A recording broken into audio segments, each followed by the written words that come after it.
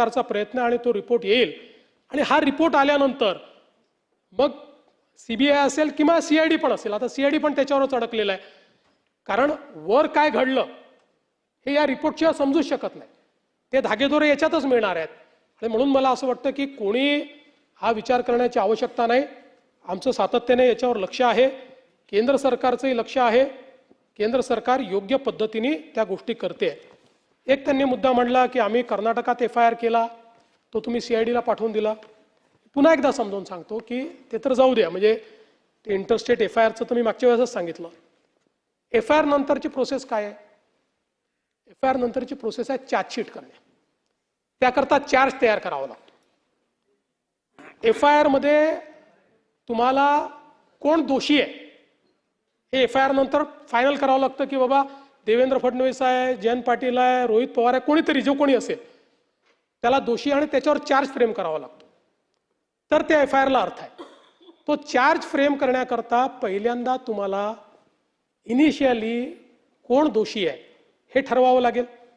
ते जोपर्यंत AIIBचा रिपोर्ट येत नाही तोपर्यंत तुम्ही ठरवू शकत नाही. आणि म्हणून हा जो काही या ठिकाणी म्हणजे तुम्हाला वाटतं तुम्ही पायलटवर करा म्हटलं, तो रोहित काय नाव त्याचं, तो कंपनीचा मालक त्याच्यावर करा म्हटलं, तुम्हाला त्याच्याकरता ही प्रिलिमिनरी इन्क्वायरी लागेल ना. आणि प्रिलिमिनरी जो काही आता जो पहिला रिपोर्ट आला त्याच्या आधारावर करता येतं का? नाही करता येत. त्यामुळे फायनल रिपोर्ट तुम्हाला यावा लागेल. भावना महत्वाचीच आहे, पण शेवटी कायदा भावनेने चालत नाही. उद्याला कोर्टात गेला, कोर्टातनं एका मिनिटात कोर्ट सांगेल की असं कसं तुम्ही केलं, आणि मग चपराक बसेल आपल्याला. म्हणून मी पुन्हा सांगतो, या प्रकरणाचं सत्य बाहेर आल्याशिवाय आम्ही चूप बसणार नाही. काही झालं तरी ते सत्य बाहेर आणू, त्याकरता त्याचा जो काही योग्य पाठपुरावा आहे तो पाठपुरावा देखील करू. खरात प्रकरणाचा देखील उल्लेख या ठिकाणी झाला. त्याच्यामध्ये एकूण 14 प्रकरणं होती, त्यातले 9 प्रकरणांमध्ये खरात आरोपी आहेत. 3 प्रकरणामध्ये अजून तपास सुरू आहे. त्या सगळ्या प्रकरणांमध्ये आता चार्जशीट देखील आपण दाखल केली आहे. 2 प्रकरणं अशी होती की जी खरातनी टाकली होती, खोटी प्रकरणं होती, ती बी फायनल झालेली आहेत की जे तक्रारदार आहेत त्या तक्रारदारांना त्या ठिकाणी फसवण्याकरता टाकली होती, तर ती पण आता बी फायनल केलेली आहेत. अध्यक्ष महोदय, यासोबत कृषीच्या संदर्भातले काही मुद्दे या ठिकाणी मांडण्यात आले. काय दिलं रे बाबा? विशेषतः कर्जमाफीच्या संदर्भात बरीच चर्चा या ठिकाणी झाली. पहिल्यांदा तर अध्यक्ष महोदय, आपल्याला याची कल्पना आहे की कर्जमाफी हा एक परिस्थितीची आवश्यकता म्हणून आपण करतो. कुठल्याही कर्जमाफीने शेतकरी कधी श्रीमंत झाला नाही तर होऊ शकत नाही, पण त्यावेळी शेतकऱ्याला क्रेडिटवर्दी बनवायचं जेणेकरून त्याला सावकाराकडे जावं लागणार नाही, हे एक महत्त्वाचं उद्दिष्ट आपल्या कर्जमाफीचं असतं. आणि मी पुन्हा एकदा सांगतो की आम्ही विधानसभेच्या निवडणुकीच्या वेळी हा शब्द दिला होता, आम्ही कर्जमाफी करू. खरं म्हणजे आम्ही 2029 पर्यंत थांबू शकलो असतो, कारण सगळ्या निवडणुका जिंकलो आहेत आम्ही, कुठल्या निवडणुका बाकी नाही आहेत. पण आम्ही तसं केलं नाही. आम्ही ठरवलं की शेतकरी अडचणीत असेल तर त्याला कर्जमाफी दिली पाहिजे, आणि कर्जमाफीचा निर्णय आपल्या सरकारने केला. आता याच्यामध्ये आपण काय काय केलं तर कर्जमाफी असेल, एकवेळ समझोता असेल, प्रोत्साहन पर लाभ असेल. खरं म्हणजे एक गोष्ट मला अजून लक्षात आणून दिली पाहिजे की या कर्जमाफीच्या व्यतिरिक्त दरवर्षी हे सरकार आहे महायुतीचं 25,000 कोटी रुपये वीज माफीची देतं शेतकऱ्यांना. 25,000 कोटी रुपये दरवर्षी. हे पैसे भरावे लागतात, हे माफ नाही होत, हे भरावे लागतात दरवर्षी. पहिल्या वर्षी 20,000 कोटी, 22,000 कोटी, 25,000 कोटी हे पैसे आपण भरतो. आणि एकूण जर आपण कृषी विभागाचा आजचा आउटले बघितला, सगळं मिळून वेगवेगळ्या योजना आणि देणाऱ्या सबसिडी, तर तो 95,000 कोटी रुपयाचा आहे. 95,000 कोटी रुपये. आणि हा कर्जमाफीचा निर्णय आपण घेतला. आपण राष्ट्रीयकृत बँका, व्यापारी बँका, खाजगी बँका, जिल्हा मध्यवर्ती सहकारी बँक सगळ्यांची बैठक घेतली आणि या ठिकाणी त्याच्या आधारावर सगळा डेटा घेतला आणि त्यानंतर मिळालेल्या माहितीच्या आधारावर पुण्यश्लोक अहिल्यादेवी होळकर शेतकरी कर्जमुक्ती योजना आपण तयार केली. आता असं देखील म्हणण्यात आलं की 12-13 हजार कोटीचाच लाभ मिळेल आणि 36 लाख शेतकऱ्यांवर अन्याय होईल. हे विधान पूर्णपणे चुकीचं आहे. हे योग्य नाही आहे. खरं तर 56 लाख शेतकऱ्यांना 36,585 कोटीचा लाभ देणारी ऐतिहासिक अशा प्रकारची योजना आहे. आता मी आपल्या लक्षात आणून देतो, आपल्या काळामध्ये महात्मा ज्योतिराव फुले शेतकरी कर्जमुक्ती योजना तयार झाली होती. यामध्ये केवळ अल्पमुदत पीक कर्ज आणि पुनर्गठित कर्जासाठी 2 लाख रुपयापर्यंत ही योजना तयार केली होती. मात्र पुण्यश्लोक अहिल्यादेवी होळकर मध्ये आपण 2 लाखापेक्षा जास्तही ज्यांची थकबाकी आहे त्यांनाही 2 लाखापर्यंत देतोय. आपल्या योजनेत 2 लाखावर 1 रुपया जरी वर असेल तरी त्याला कर्जमाफी मिळालेली नाही. इथे 2 लाखाच्या वर असेल तरी त्याला आपण ती कर्जमाफी देणार आहोत. आणि आपण जर बघितलं तर महात्मा ज्योतिराव फुले शेतकरी कर्जमाफी योजना जी आहे याच्यामध्ये 32 लाख शेतकऱ्यांना त्या ठिकाणी लाभ मिळाला होता. त्यापैकी बहुतांश शेतकऱ्यांनी पुन्हा कर्ज भरलेलं आहे, काही शेतकऱ्यांनी भरलेलं नाही.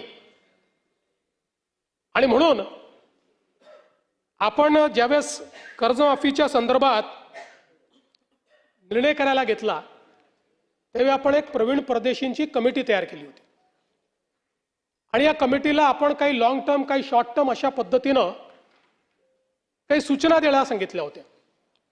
त्यामध्ये सूचना देत असताना काही लॉंग टर्मच्या दिल्या, काही शॉर्ट टर्मच्या दिल्या, पण एक गोष्ट प्रकर्षाने त्यांनी मांडली.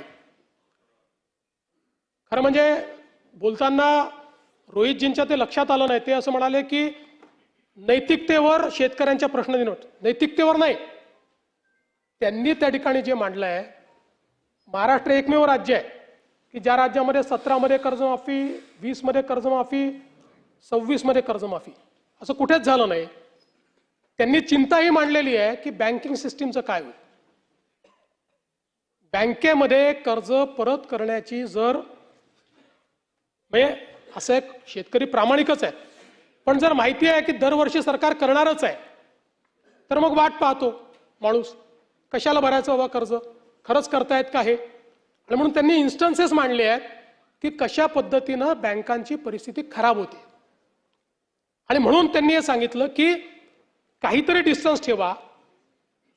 ज्या लोकांनी कर्जमाफी मिळवली आत्ता नुकतीच किंवा मागच्या कर्जमाफी योजनेत, त्या लोकांना जर पुन्हा कर्जमाफी त्यातले जर काही झाले असतील तर त्या ठिकाणी तुम्ही एक विविक्षित रक्कम त्याकरता भरा. पहिल्यांदा तर त्यांनी सांगितलं की तुम्ही त्यांना त्यात घेऊच नका, नाहीतर बँकिंग सिस्टीम कोलॅप्स होईल. पण मग त्यांनी सांगितलं की विविक्षित रक्कम भरा, काही रक्कम त्यांना भरू द्या, म्हणजे मग या ठिकाणी बँकिंग सिस्टीम चालेल. आता मुश्रीफ साहेब या ठिकाणी आहेत.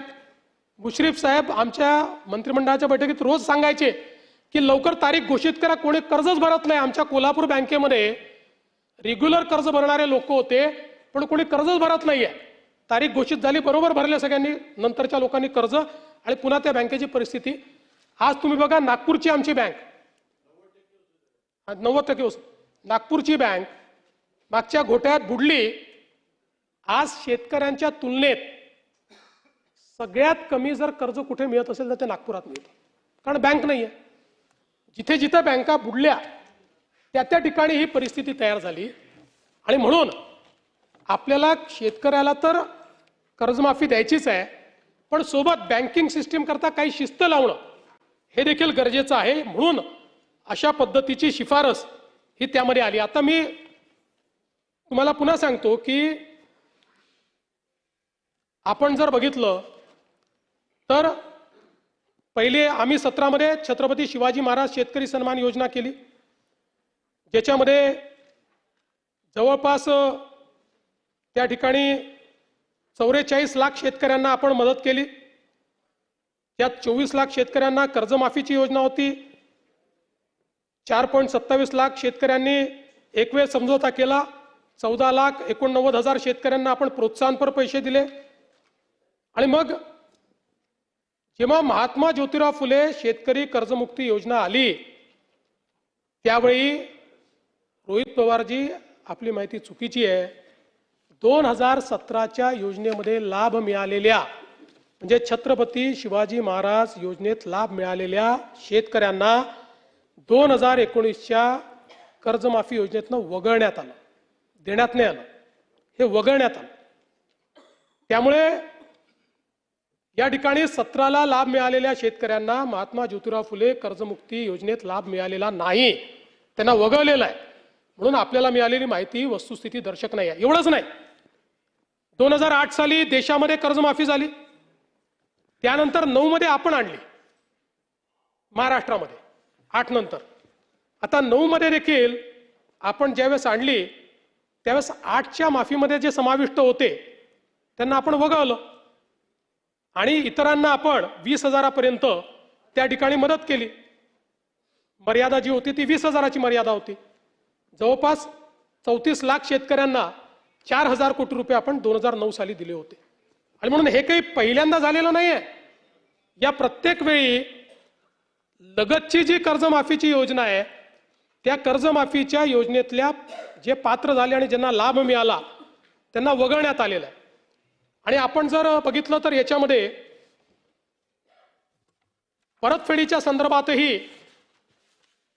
हे जे टाकण्यात आलं की 2026 आणि 27ला पैसे परत केले पाहिजे, याच्या मागचा उद्देश हाच होता की आपण ज्यांना प्रोत्साहन देतोय, प्रोत्साहन घेत असताना त्यांनी पुढे नीट कर्ज भरलं पाहिजे, या दृष्टीनं आपण या ठिकाणी अशा पद्धतीची योजना केली होती। मला खरं म्हणजे मी तिन्हीचा चार्ट या ठिकाणी तयार केलेला आहे। आपल्या लक्षात येईल आतापर्यंतच्या योजनांमधली सगळ्यात मोठी योजना ही यावेळची कर्जमाफीची योजना आहे। टाळ्या याच्यानंतर वाजवा, टाळ्या याच्यानंतर वाजवा।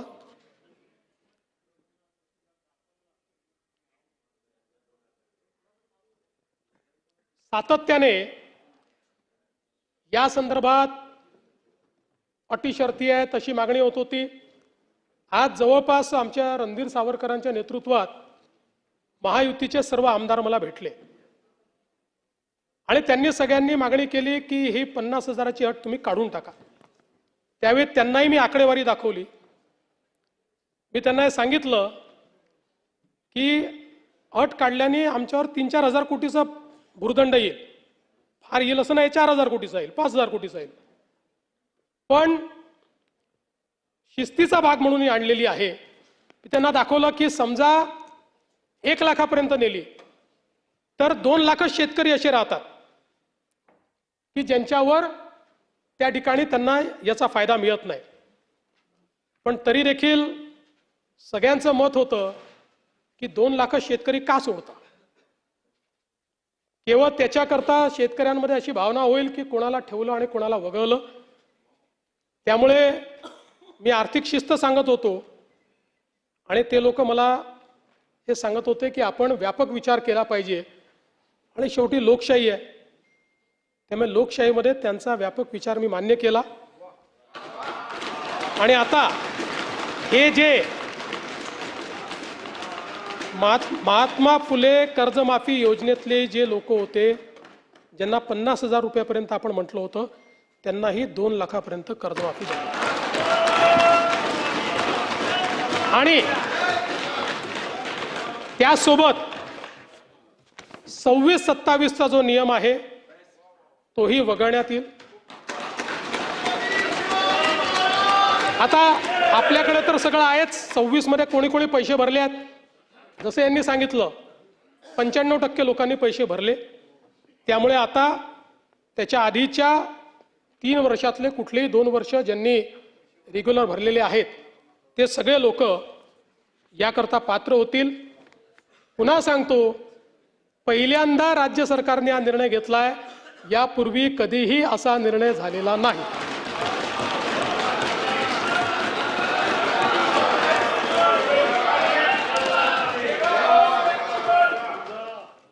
कापसाच्या खरेदीच्या संदर्भात